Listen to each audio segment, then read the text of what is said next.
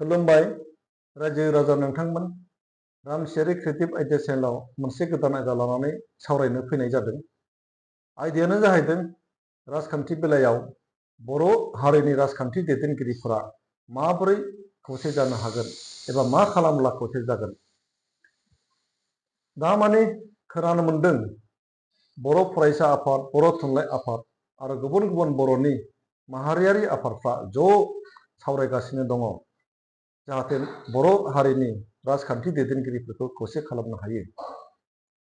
मोगथाङाव बुंनो थाङोब्ला बर' हारिनि राजखान्थि बेलायाव खौसे जानाया जोबोद गोब्राब। नाथाय समनि दाबियाव राजखान्थि बेलायाव बर'फ्रा खौसे जानाया जोबोद गोनां जानानै फैदों।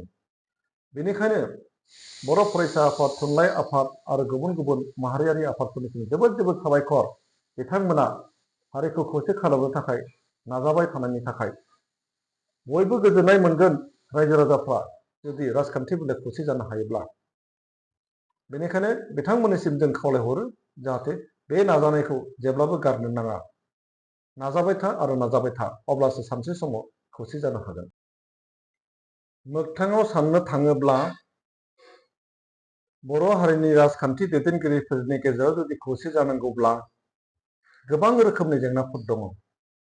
राजखान्थि बेलायाव खौसे जानाया गोरलै नङा, नाथाय समनि दाबियाव राजखान्थि बेलायाव खौसे जानाया जोबोद गोनां जानानै फैदों। जेंनाफोरखौ बुंनो थाङोब्ला सेथियाव बिपिएफनि आरो इउपिपिनि गेजेराव खौसे जानो थाङोब्ला इलेक्सननि उनाव बबे हानजानिफ्राय सिफ जानो मोनगोन, बिपिएफनिफ्राय सिफ जानो मोनगोन ना इउपिपिनिफ्राय सिफ जानो मोनगोन, बेफोरखौ थिरांथा लानाया जोबोद गोब्राब। इलेक्सननि सिगां बेखौ थिग खालामनो हानाया जोबोद गोब्राब। नैथियाव बबे समस्थिफोरखौ बबे हानजानो होगोन बेफोरखौ थिग खालामनाया जोबोद गोब्राब जानानै फैगोन इलेक्सननि सिगाङाव। थामथियाव बबे राजखान्थि हानजानो बेसेबां सिट होगोन बेखौबो थिग खालामनाया जोबोद गोब्राब जानानै फैगोन। ना 20-20 सिटखौ राननानै गेलेनो सानगोन, बेखौबो थिग खालामनाया जोबोद गोब्राब जागोन। ब्रैथियाव केन्डिडेटफोरखौ बोरै सायख'गोन। मोनसे हानजानो मोनसे समस्थिखौ जुदि हगारनानै होयोब्ला बै राजखान्थि हानजानि केन्डिडेटखौ बे राजखान्थिया सायख'गोन, नाथाय जाय राजखान्थि हानजाया बै समस्थियाव गेलेनो मोननाय नङा, बै राजखान्थि हानजानि दैदेनगिरिफ्रा आरो मावथिफ्रा मा जागोन। बिथांमोना एफाग्राब खस्थ' खालामगासिनो दङ, एफाग्राब गिदिर गिदिर रायजो राजाफोरखौ बुथुमगासिनो दङ, थाखा फैसा खरस खालामगासिनो दङ आरो बिस्राबो मोनसे गेदेर गेदेर सिमां दङमोन इलेक्सन गेलेनानै इलेक्सन देरहानानै समाजखौ सिबिनो, समाजनि खामानि मावनो। अब्ला बिसोरबादि दैदेनगिरिफ्रा, बिसोरबादि मावथिफ्रा मा जागोन। बिथांमोनहा मान सन्मान थांनाय मोनगोन, बिथांमोना जोबोद दुखु मोनगोन। अब्ला बिथांमोना आन्दलन खालामगोन, दावराव खालामगोन, प्रटेस्ट खालामगोन। बिथांमोना बेफोरबादि दावराव दावसि खालामोब्ला मोननै राजखान्थि हान्जानि गेजेराव खौसे जानाया जाथावना जानाय नङा।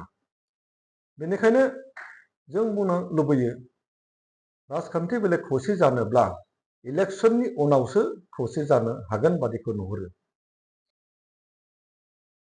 राजखान्थि बेलायाव बर' हारिया इलेक्सननि सिगां खौसे जानो हानायनि चान्स गैया। इलेक्सननि सिगां खौसे जानो थाङोब्ला गोबां रोखोमनि दावराव दावसि जानायनि, राजखान्थिनि गेजेरावनो दावराव दावसि जानायनि चान्स दं। नाथाय इलेक्सननि उनाव खौसे जानायनि गोबां सुबिदाफोर दं, बेफोरखौ आं फोरमायनो लुबैयो। इलेक्सन जाखांनायनि उनाव जायफ्रा देरहानांगौ देरहाखासिगोन, जायफ्रा जेननांगौ जेनखासिगोन। अब्ला दावराव खालामनो गोनां बेहाय रावबो गैला। जेननायफ्राबो सिरि सिरि थासिगोन, देरहानायफ्रा खुसियै मोननैबो हानजानि देरहानाय केन्डिडेटफोरखौ लानानै मोननैबो हानजाया ज' जानानै सरकार सालायबानो जाबाय। अब्लानो बर'फ्रा राजखान्थि बेलायाव खौसे जाबाय होननानै जों बुंनो हागोन। बर' रायजो राजाफ्रा बयबो गोजोननाय मोनगोन, बयबो खुसि जागोन आरो बै दैदेनगिरिफोरखौ साबायखर होगोन।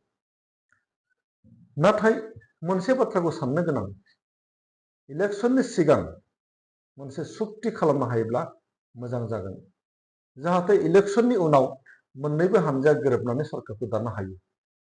सुक्ति दङाब्ला नाथाय गावजों गाव नागारलायनानै सोरबा दस्रा हानजाजों लोगो जानानै सरकारखौ दानोबो साननो हागौ। बेनिखायनो जाहाथे बे खौसेथिया इलेक्सननि सिगांनिफ्रायनो सुक्तिनि गेजेरजों जाखायो आरो इलेक्सननि उनाव जाहाथे सरकारखौ ज' जानानै दानो हायो, बेखौ ग्यारान्टि खालामनो थाखाय मोनसे मेमरेन्डाम अफ आन्डारस्टेन्डिं साइन खालामलायोब्ला मोजां जागोन। बेनिखायनो बर'नि दैदेनगिरि, फरायसा आफाद आरो थुनलाइ आफाद आरो गुबुन गुबुन माहारियारि आफादफोरनि दैदेनगिरिफोरनिसिम बेखौ खावलायनो लुबैहरो, बिथांमोना जाहाथे सावरायनायनि गेजेरजों राजखान्थियारि दैदेनगिरिफोरखौ खावलायो, प्रेसार होयो, जाहाथे बे सुक्तिखौ साइन खालामो। बे सुक्तियाव मोननै कन्डिसन दोननो नांगोन।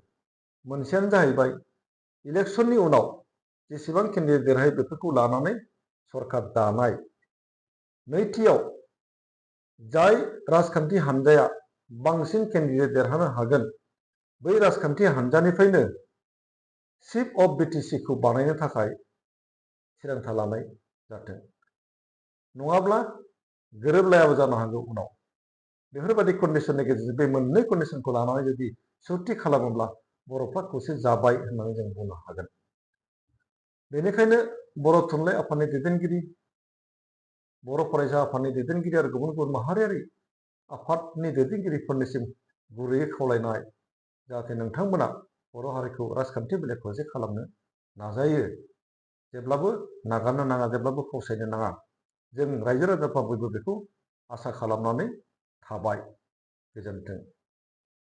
रायजो राजानिसिम मोनसे खावलायनाय, रामसियारि क्रिएटिभ आइडिया चेनेलखौ सोरबा साबस्क्राइब खालामाखैब्ला नोंथांमोना अन्नानै साबस्क्राइब खालाम आरो नोंथांमोना बे भिडिअखौ नायनानै मोजां मोनदोंब्ला गुबुनफोरनोबो शेयार खालामनानै हो, जाहाथे बे सानस्रिखौ बयबो गुबुन गुबुन दैदेनगिरिफ्रा, गुबुन गुबुन बर'नि मावथिफ्रा, सुबुंफ्रा मोनथिनो हायो आरो मदद खालामनो हायो।